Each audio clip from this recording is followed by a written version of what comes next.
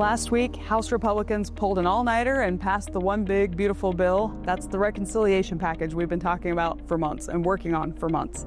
It's a critical step towards delivering the agenda Americans voted for last November.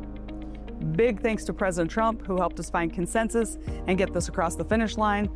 And a huge shout out to Speaker Mike Johnson for keeping our entire conference together on this. Now, our measure goes to the Senate and they go to work on their titles. The House's reconciliation package is full of common sense, conservative policies that will help more Americans realize the American dream. I want to break them down piece by piece because while it's a beautiful bill, it's also big, and there's a lot in it to unpack. 11 House committees worked to draft their reconciliation titles as directed in the budget resolution. The Agriculture Committee's reforms are slated to save the American taxpayers over $290 billion by addressing serious deficiencies in current farm policy, including rising production costs, falling commodity prices, and a weakened safety net. For Utah's farmers and ranchers, this means stronger risk management tools and more reliable support during economic downturns. I also want to address the concerns many of you have regarding SNAP. Many of the changes made to the SNAP program are there to ensure the future viability of the program and that it's there for those who truly need it, not the people who've learned to take advantage of the system. It also incentivizes states to administer SNAP more effectively and efficiently and make sure that they have some skin in the game. The Armed Services Committee increased spending by over $140 billion for our national defense and for our service members. Not only does the bill strengthen our military capabilities, enhance our naval fleet, and fund Trump's Golden Dome defense system, it also increases allowances and improves housing, healthcare, and assistance for military families. And that makes sure that when men and women who decide to serve our country, their loved ones are taken care of while they take care of us. The Education and Workforce Committee's bill streamlines student loan options and supports student success. It reforms the Pell Grant system so students can use Pell Grant dollars for shorter-term, high-quality programs that lead to good careers. Think tech schools.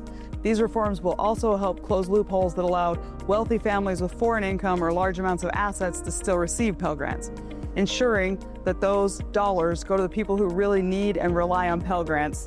And this legislation saves taxpayers over $330 billion. I have heard concerns from some of my constituents about Medicaid, and I'm here to assure you that the Energy and Commerce Committee has strengthened Medicaid for the most vulnerable Americans. The reforms made to the Medicaid program are there to make sure it benefits those for whom it was originally intended: children, parents, seniors, and people with disabilities. Many of the reforms being made, like introducing work requirements for able-bodied adults without dependents, won't harm those that truly rely on Medicaid, but it also makes sure that only American citizens who are in need reap the benefits of the program. That way the dollars go farther. Furthermore, the Energy and Commerce Committee's bill reversed EV mandates and eliminated wasteful spending on Green New Deal projects, and in total, this bill saves over $900 billion. The Financial Services Committee established a funding cap for the Consumer Financial Protection Bureau, or CFPB, and will redirect funds from the CFPB's Civil Penalty Fund after direct victims are compensated, ensuring that taxpayer dollars are being redirected to support other taxpayer priorities and saving over $5 billion.